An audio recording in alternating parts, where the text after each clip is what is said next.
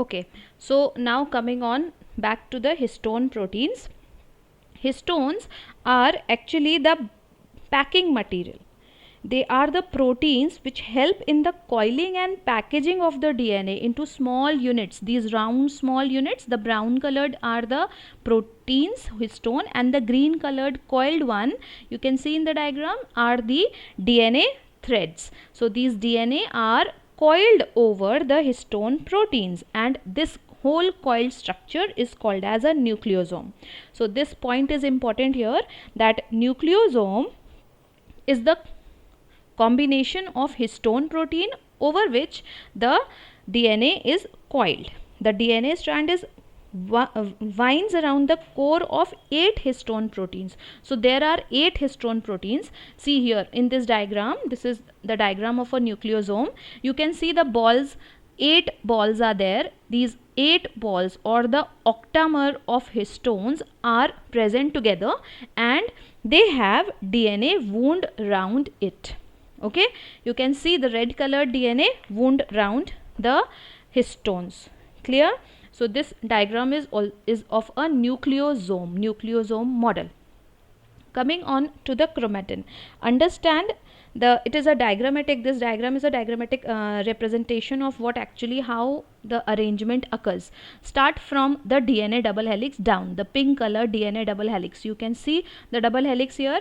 The DNA double helix is wound round the histone proteins, 8 histone proteins. These histone proteins are again coiled up to form the chromatin fibers. These chromatin fibers, again the blue color chromatin fibers, you can see it's been marked here. Then again the blue colored chromatin fibers are super coiled to give rise to this X shaped. You can see the X shaped. This is the general structure of a chromosome, this X shape. You can compare it with the alphabet X.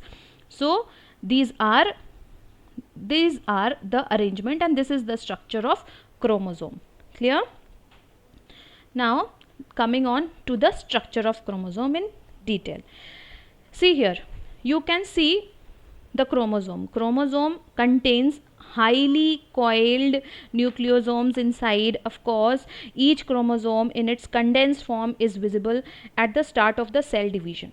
So at the time of cell division, when there is differences, when there is differentiation or separation or distribution of the chromosomes amongst the daughter cells, so it is not possible to divide the DNA as in the thread like structure. So it is very important that they should be present in the chromosome form.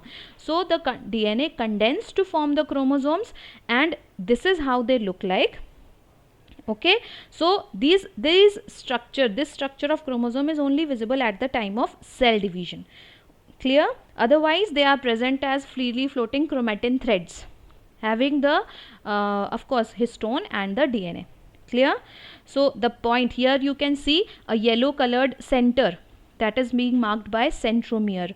The point of attachment of these two sister chromatids. A chromosome consists of two sister chromatids. Why they are called sister? Because they are joined at one point by the centromere. So they belong to the same parent. Your siblings are called sisters. Okay, so similarly here also in the chromosomes, two chromatids are there. These two chromatids are, when joined together from one point, that is called centromere, are called as sister chromatids to each other. Okay, and this point of attachment is, what is that? Centromere. So in the structure of chromosome, you need to understand two things. The two sister chromatids are joined from one point, and that point is known as centromere. Clear? Each chromosome centromere is located as a particular site. It is not always necessary that it is present towards this end only, or it should be present in the center only, or it can be present on but it can be present throughout the whole length of the sister chromatids. The centromere can be present anywhere.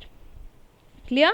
It's given in your book also on page number 10. If you see, there is the structure of chromosome heading. Just go through that and read the chapter till there. So what actually happens? each chromosome centromere is located as a particular site that I have told you. The centromere also serves as the attachment point to the spindle fibers. When I'll be telling you about spindle fibers in the subsequent parts of the chapter, then you will understand that the importance of centromere is very high. So for now, understand that these two sister chromatids are joined at a point, and that point is known as centromere to keep these sister chromatids together. Okay, so this is the structure of chromosome. Now your homework for today is just read the book till page number 10 and try to build your concept. Watch the videos again and again so that you are developing a better understanding for this whole concept. This is a very interesting topic, believe me. Once you will start engrossed in reading all this about DNA and chromosomes, you will find it very interesting. So I think we should stop here and we shall be continuing in the next class. This was a very interesting session. Probably you all must have liked it. I have already told you about the assignment. You will read it on and we will be continuing in the next class. Thank you so much. All the best.